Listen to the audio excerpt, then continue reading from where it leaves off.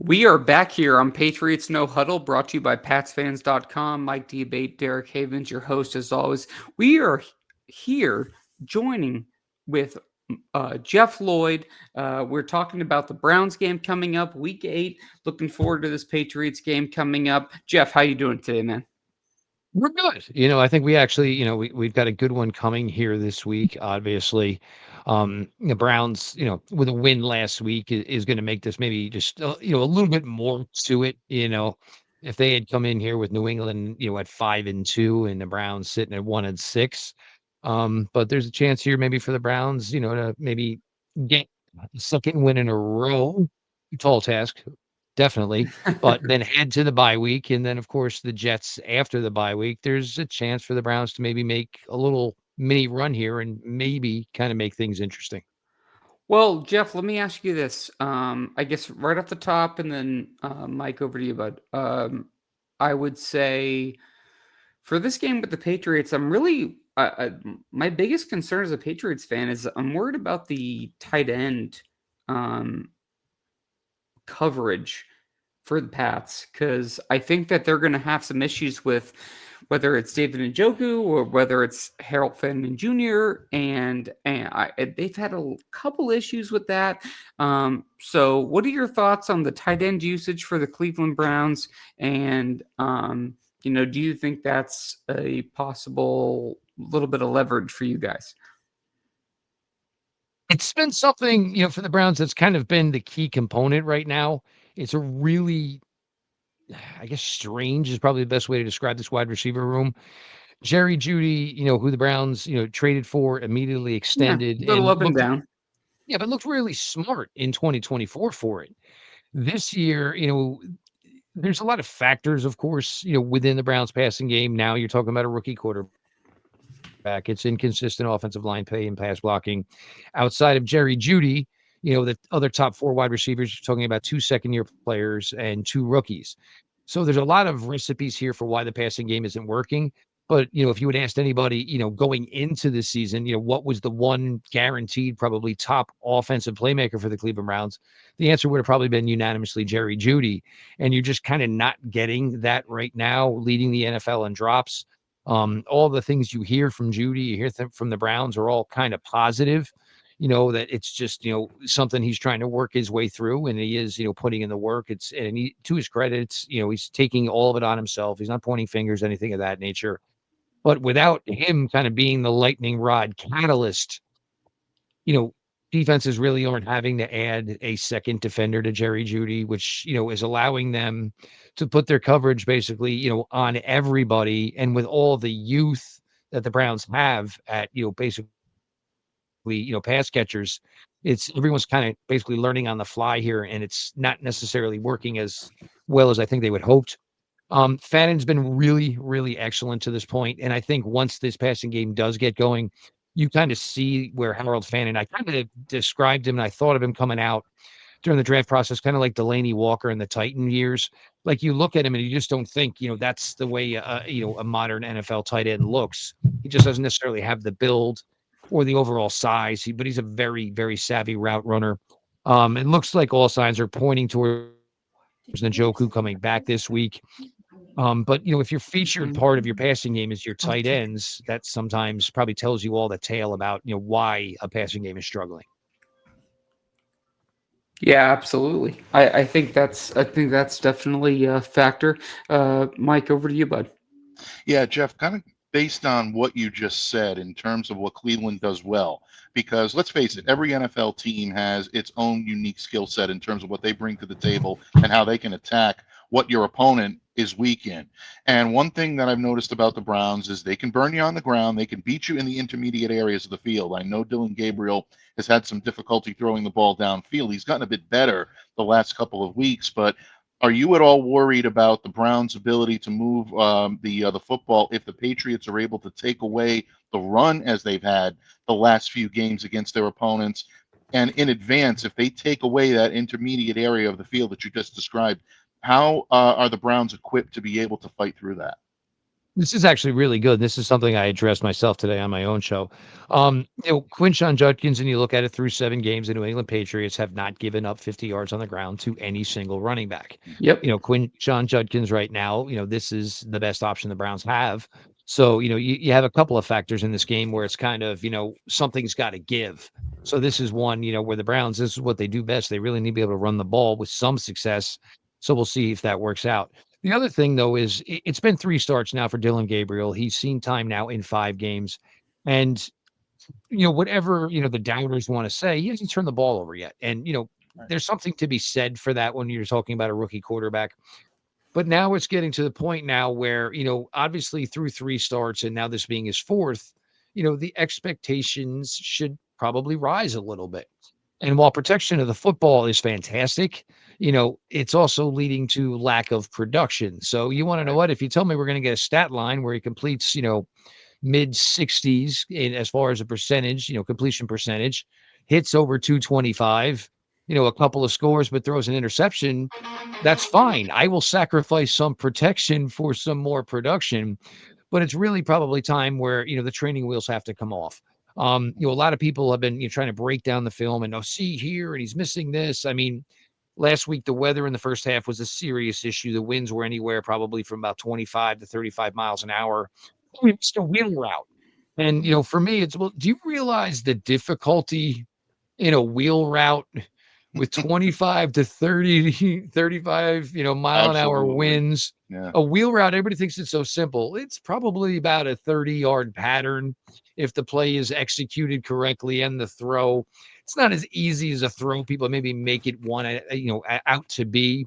But there's no question, he's what they're doing, and it's great, but it's not going to do enough to, to lead an offense consistently enough to, even, tread water, let alone be a winning team. They've got to trust him. And, Mm. I'm sure he's been coached to, hey, don't make mistakes, and which is what everybody would tell any rookie quarterback when they go out the field, be smart, don't make a mistake. Well, now, how about, be aggressive, but hopefully don't make a mistake. It's okay to make a mistake, obviously. And they're going to need to, get a little bit more going here with Gabriel. And, I think he's capable of it. I think, he's intelligent enough to realize maybe what's there and what's not there. And you just got to kind of tell the kid, go ahead and grip it and rip it. And if you see it, believe it. I mean, they've had 3 starts now. He's played in 5 games. He hasn't turned it over. They got to have a little more faith in him and allow him to have a little more faith in himself. Yeah, I think you're right on the money when it comes to the turnover battle. To me, this could be the difference between winning or losing for both teams. The Browns obviously have their difficulties, like you said, scoring on the offensive side of the ball, but 21 points off of 4 turnovers led to their victory over the Dolphins last week. If I'm Kevin Stefanski, I've got to be pressing that. You've got to try to put New England on its heels, try to make them make a mistake and capitalize off that. If you do, all of a sudden, it could be a whole new ball game this weekend in Foxborough. Yeah. Oh, I I'm mean, I'm I'm wondering about Dylan Gabriel though too, and in terms of he hasn't turned the ball over per se, but can he really press like in your opinion, Jeff? Like, can he really push the ball down the field? they can play deeper than the routes they're running. And, look, I you can think they're turn being on the cautious though, like right, like I not to the cut you problem off, is but like is there is a they're lot, just trying to make sure that they're not like overextending him essentially. but there's a lot of inexperience. There really is. You know what I'm saying? Outside of Jerry Judy, you're talking Isaiah Bond. Isaiah Bond joined the team the final week of preseason games.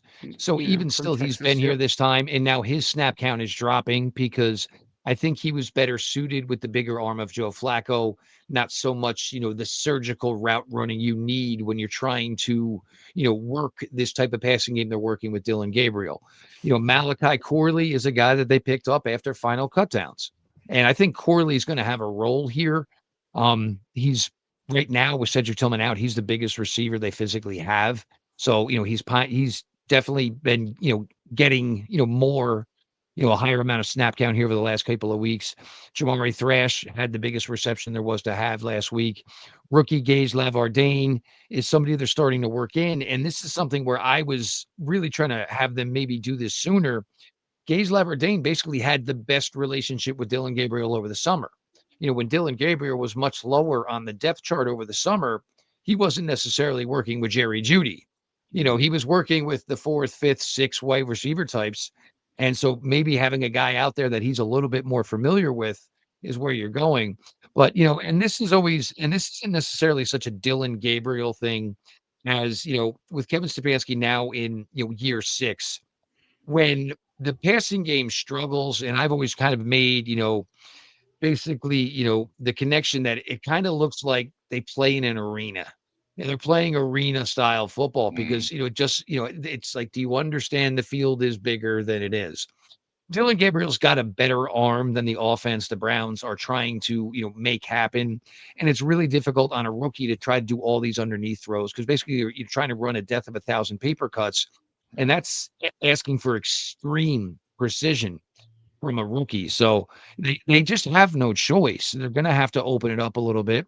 If it doesn't work out for Gabriel, and I'm on record. Look, I think Dylan Gabriel is going to be a long-term starter in Cleveland. I don't think he's going to be a long-term starter anywhere in the NFL.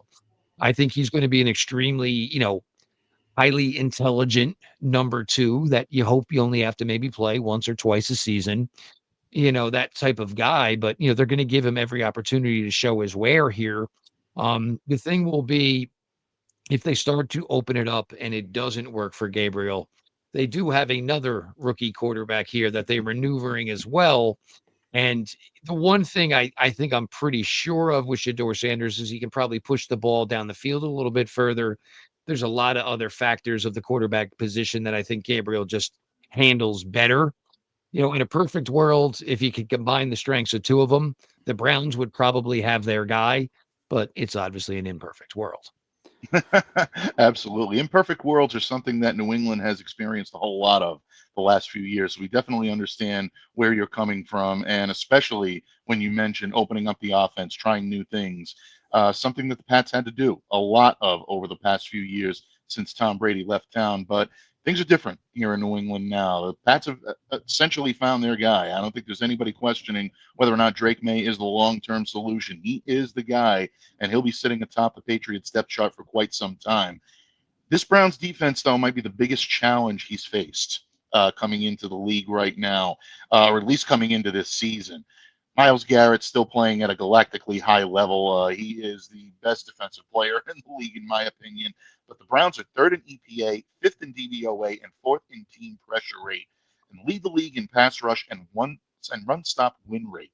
That is an impressive resume for any defense and for any quarterback, whether you're playing at a high level like Drake is right now, or whether you're struggling, is probably going to go a little weak at the knees when they see what Cleveland is going to bring at them. You're Jim Schwartz. How are you attacking Drake May in that offense this weekend? Well, and this is the thing, like the Browns, all like some of those numbers are kind of skewed. This defense, and this was the case in 2023. The defense at home has been fantastic. It's not necessarily been the same case where maybe the defense didn't make necessarily overall defense make it on the team flight. So it's certainly been some issues in that regard. Um, I think for Drake May, though, there is kind of a huge advantage here. Certainly, we all know where head coach Mike Vrabel was last year in 2024. Not much has essentially changed, as far as what the philosophies are for the Cleveland Browns defense. Some of the personnel has certainly changed. But, it doesn't matter if you're a rookie quarterback, a quarterback in the early stages of your career or a veteran quarterback. Jim Schwartz really just kind of game plans the same. If your quarterback doesn't get the opportunity to throw the ball, and my defense is going to win. And it's kind of the way Jim Schwartz, does it. Was interesting. Kind of worked in a little more zone coverage last week, which really isn't necessarily a Jim Schwartz thing. I just think he maybe felt it was something that was going to be an advantage last week against the Miami Dolphins. Loves to play a lot of man. The Browns, certainly there were issues. Martin Emerson, blew the Achilles out early in training camp. His season ended. But the trade of Greg Newsome to Jacksonville for Tyson Campbell, which nobody really saw coming, but it gives the Browns a controllable starter for a couple more years. That most of the money for Tyson Campbell's already paid rather. Tyson Campbell excels in man press coverage. That's kind of was the MO. I think the Browns really found that appealing. The Browns are smart. They like money, the way like money works. So Campbell became even more appealing that way. but he's really paid immediate dividends. It was a little rocky in Pittsburgh, and it was understandable. I mean, he got here on a Thursday and basically started on Sunday and played the majority of the snaps. Much, much more comfortable last week against Miami Dolphins. More into the flow. High PFF grade, was around the ball.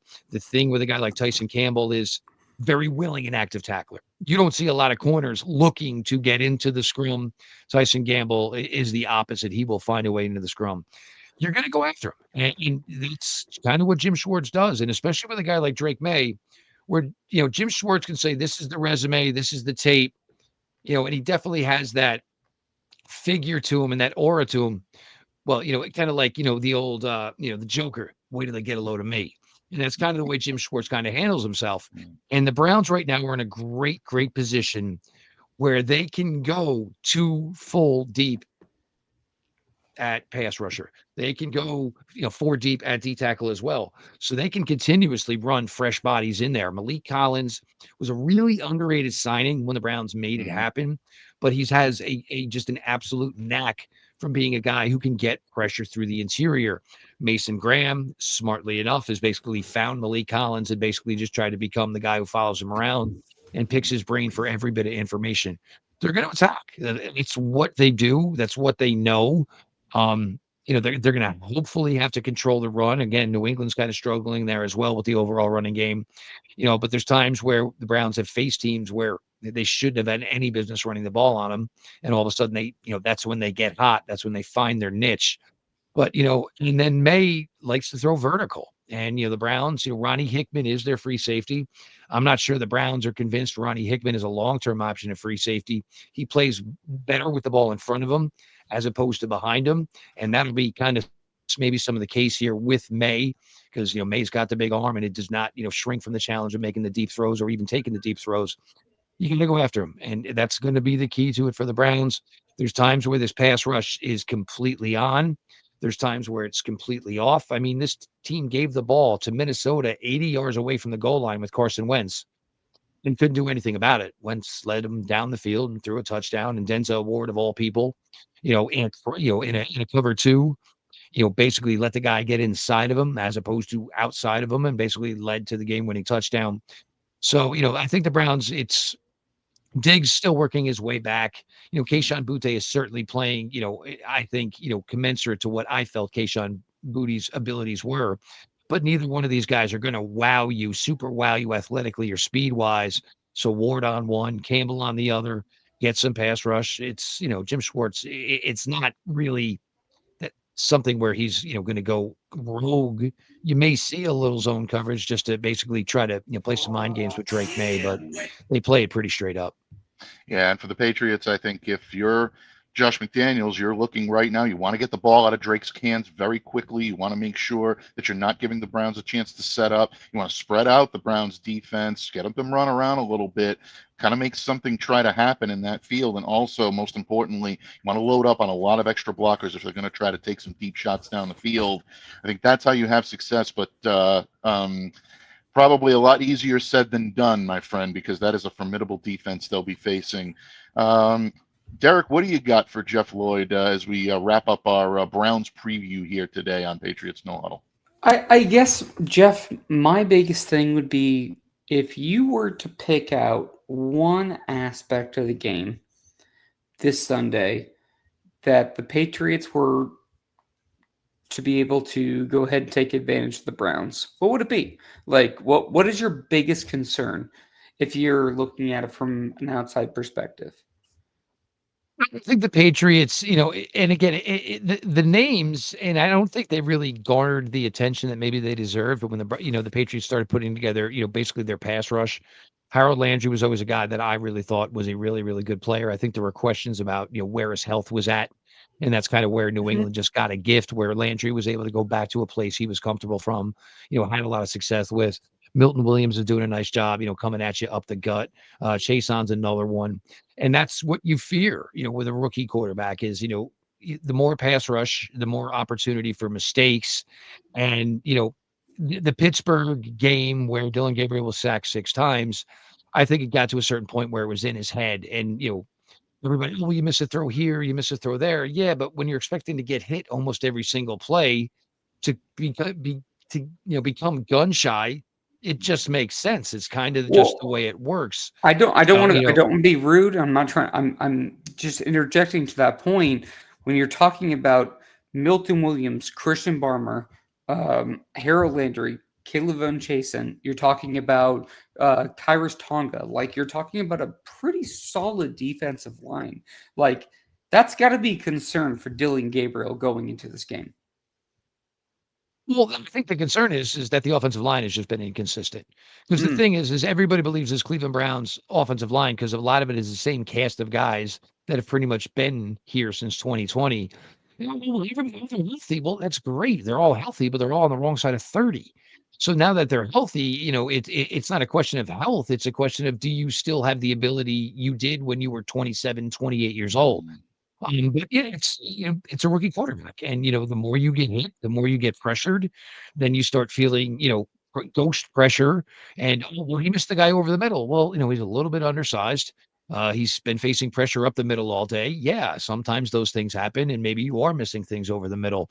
So ideally, you want Gillen to open it up with Dylan Gabriel, and let him throw the ball a little bit more, and hopefully with a little bit more production. But there is obviously a pass rush that's going to be coming at him, and those guys get paid, and they get paid well as well. So it's going to come down to whether or not the Browns' offensive line can probably neutralize the Patriots' pass rush. mm. Absolutely. Mike, any other questions, and then you can take us out. No, I think for old time's sake, my friend, because it's been a while since I've done this for you, I'm going to put you on the hot seat. This weekend, Foxborough, Massachusetts, Cleveland Browns, New England Patriots. Who walks out of Gillette Stadium victorious in this Week 8 matchup? I think the Browns are at a pretty decent disadvantage here, I would think. Because look, I mean, when you start any of these things, I go quarterback first. And obviously, for where Drake May is at right now, 12 touchdowns, 2 interceptions. Not only is he playing extremely well and opening it up in a large amount of yards, but he's also playing pretty clean with the football. And then, of course, there is the legs factor that Drake May has, which seems to not maybe get the respect that it deserves. And I'm sure Drake May would like it that way. Please don't talk about my legs. That's some more chance I can go ahead and steal these yards that I am stealing. I think the Browns their defense will keep it close. But the problem is, I'm not sure that the Browns offense is going to have to probably put together their best offensive showing of the entire season. And, it's hard to just say, oh, well, this will be the week that'll be the best defensive showing. There is certainly some interest here. Vrabel, Stefanski, obviously developed a nice friendship, kinship. But, just as much as Mike wants to win, it's just as much as Kevin wants to win. The game is in New England. The Browns, again, they don't play as well on the road as they seem to do at home. So I'm thinking, New England probably wins this. Probably, if you said, 2012, somewhere maybe in that realm, I think Cleveland's going to have a problem, getting the yards they need, which would then also lead to the problem of them probably not being able to score touchdowns. Excellent. And it's unanimous here on Patriots No Huddle, including our special guest this week. Jeff, I want to give you all the accolades in the world. I like the fact that you're picking the Patriots so much that, you know what, I'm going to give you all your picks back, and David goddamn Putney too, just because I feel like it. I had to drop that in. You know it. All kidding aside, folks, if you want to hear more from Jeff, he is the host of Browns 3D on the Orange and Brown Report. Check it out wherever you get your podcasts. If you want more information and inside info on the Cleveland Browns, he is the best in the business. I hesitate not when I say that. He truly is, and a dear friend. And I thank you for coming by the pod today to lend your wisdom and counsel the way only you can. We missed our Patriots Paisan today, definitely, but he'll be back with us to recap this game, folks, once the final buzzer sounds in Foxborough. On behalf of my good friend Derek Havens and on behalf of our special guest today, Jeff Lloyd, I'm Mike Debate, reminding all of you to stay safe, to stay well, to be the change that you wish to see in the world. Have a great day, everyone, and we'll see you back here again next time on Patriots No Huddle.